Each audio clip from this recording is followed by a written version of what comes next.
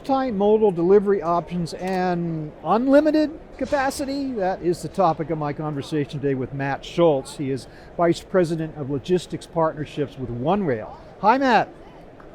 Hello. Thanks for being with me. So, those two themes, multimodal delivery options and the so-called unlimited capacity, what does all this mean? Explain to me.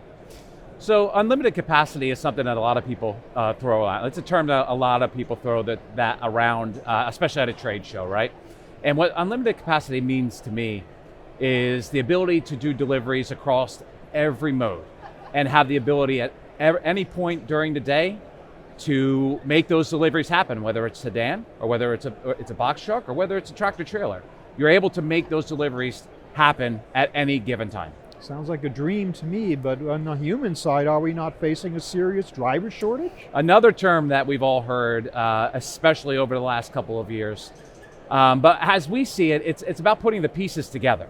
Mm-hmm. So when you have a delivery optimization platform and you're able to put the pieces together, all those delivery networks that are out there all into one platform, all of a sudden you see there isn't a driver shortage. And people and those drivers actually want more deliveries. They are asking for more deliveries, asking for more volume.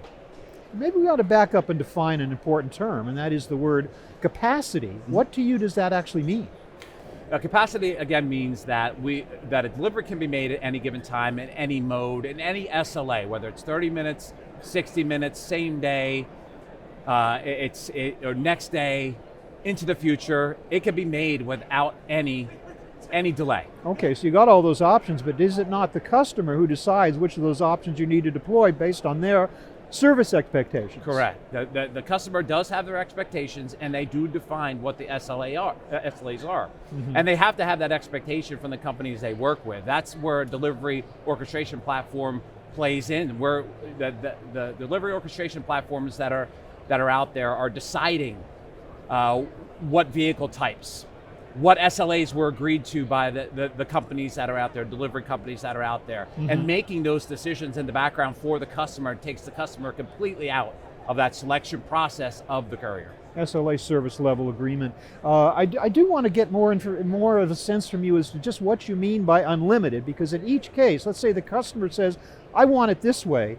Do you truly have choices as to how you fulfill that demand, or did the demand actually determine which choice you have to make in order to fulfill the order? That's a good question, and sometimes it's both. But for the most part, when you're aggregating, when a system is aggregating couriers and they have 10 million, 15 million drivers on a network, that's normally enough to make things happen, right? Uh-huh. It doesn't matter who the customer is. But vice versa, the demand has to be there as well. If you're going into low density areas or low populated areas, your delivery promises are going to be different in those areas. You're not going to have the availability of drivers like you do in a New York City or Philadelphia, or in areas that are just more densely populated and there's just more deliveries being made. Okay, so another term I'd like you to define. The word multimodal can mean many things depending on the context. In terms of what we're talking about here, in terms of delivery, last mile delivery, customer expectations, what does multimodal really mean? Multimodal is, again, a term that's thrown around, and a lot of people say, hey, multimodal is, we do everything, and we're multimodal. Well, yeah. Multimodal defined for me is the ability to do all types of deliveries, whether it's cold chain, whether it's eco-friendly deliveries, normal deliveries, sedans, those types of things, but it's those specialized white glove and cold chain items, and even customers being able to select EV vehicles if they want that option. That sounds like, to have all that on hand at the customer's demand, sounds like a very costly proposition. How does one do that and yet make it a profitable business at the same time? And a lot of times what happens is, that's another really good question, is that the customer has the demands. They want to use EV vehicles. Well, if you're going to use an EV vehicle in this day and time, unless it's a smaller type delivery, it's a larger type of delivery, mm-hmm. maybe cold chain, it's going to be a little bit more expensive because it's a specialized vehicle. And so you can charge accordingly? You would charge accordingly, correct. Oh, okay, interesting. I mean, in a lot of cases, you just have to, deliverers, retailers are finding themselves in recent years having to just eat the cost of premium service in order to keep the customer base. Are we now getting to a point where customers should expect to be charged in line with what their demand actually is? And that's all based on volume. So our preach and my preach is always volume. If you have the volume, let's get the deliveries out there. Or if you're trying to match the big boys in the business, the ones that are doing the deliveries every single day and making deliveries in 4 hours or 1 hour or a half hour. Right. If the volume is there, the pricing also follows. So how important is it to the delivery excellence or delivery failure to the positive or negative impact on the brand?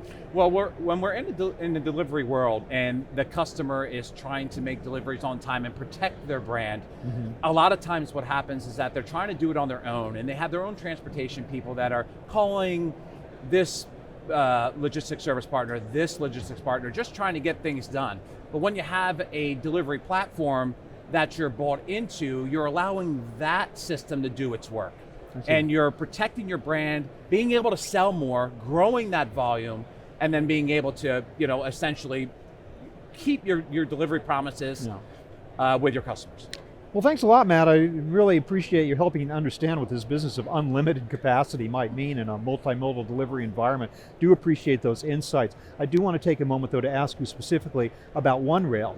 What are you folks doing these days in the marketplace? How are you serving your customers? Yeah, so OneRail is that delivery orchestration platform. We're taking the delivery from the demand signal, whatever that is, right down to the doorstep of the customer that's getting the shipment. That could be from a warehouse, that could be from a retail center, it could be from a food distributor. It doesn't matter. We are in all modes. We operate in cold chain, we operate in retail, we operate even in the EV world. So I think for OneRail, we're out there promoting and getting our customers to buy into that delivery promise and our delivery platform, so the promises can be met and the expectations can be met by the end customer. Thanks so much, Matt, for your insights into this critical topic. I really appreciate your time. Thank you. I've been speaking with Matt Schultz of OneRail. Thank you very much for watching.